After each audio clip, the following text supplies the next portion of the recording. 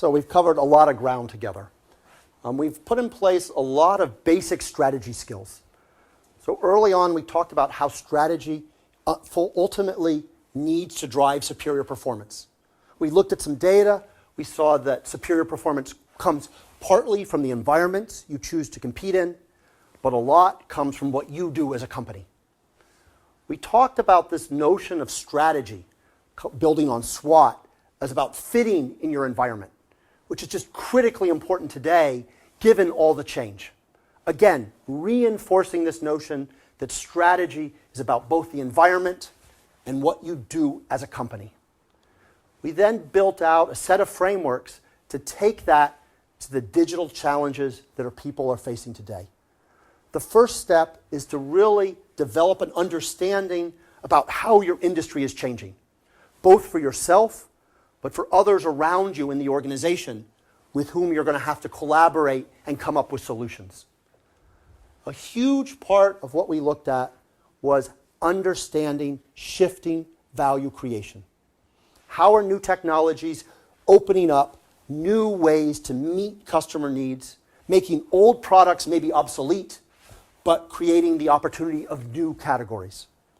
So this leads us to think about some of the dramatic shifts in market size, things that we saw with film, with music, with newspapers, but also the fact that sometimes the changes are slower, like with electric vehicles, where you're going to have to work harder, where you're uncertain about exactly when the tipping point is going to come.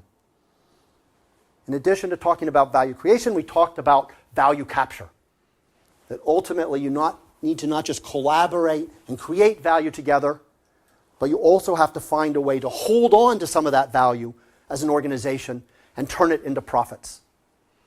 At the industry level, that led us to think about the value chain. What are all the different activities at the industry level that go into value creation?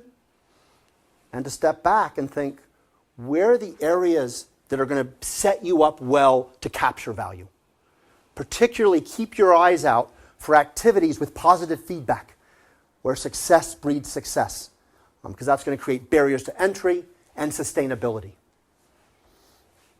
We then started to talk about, well, how do you position yourself to take advantage? Right? So what if you're going to go into a certain activity, a certain product, what's the value proposition you're going to bring? Right? It's going to be so critical, as you see with Tesla. What are you going to put together to actually bring the value out? Or like we just saw with Vitality. And finally, we ended with a long discussion around execution. Part of it is just aligning the activities. All the different points of the organization typically need to pull together to make digital happen. One of the biggest mistakes is thinking that somehow digital is just a support activity from IT. Right? If you reflect on the examples, if you reflect on what we saw, IT is just an enabler. Digital needs to become part of what the whole organization does. And finally, we saw that there are going to be certain deep resources that you have from the past, your brands, your relationships, that you need to draw on. Especially if you're in a big organization, what's going to let you meet the challenge of new startups? Fundamentally, it has to be some of the critical, valuable resources that you're sitting on. But if you're going to make that transition, you also have to get more agile. Right? In this world where software is so important, there are going to be critical parts of the value proposition that you're going to have to be changing much faster, more creative, more playful, more agile. So you're going to have to be ambidextrous, both the advantages of a big company, but start bringing in some of the ways of doing business, the thinking, the culture of smaller, more agile organizations. So digital's having a big impact. We'll actually live an amazing period for forming strategies, for executing on them. And I think, sometimes as you look at all this digital, you start to ask yourself, well, where's the role for people? But, as powerful as computers are, they don't create new strategies. They don't recreate organizations.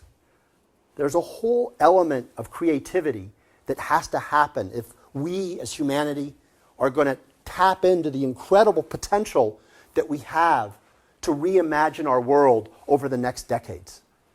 And so there's a great opportunity for all of us to be the part of that creativity in our personal lives, but even more so as being part of organizations that can help lead this digital change in society.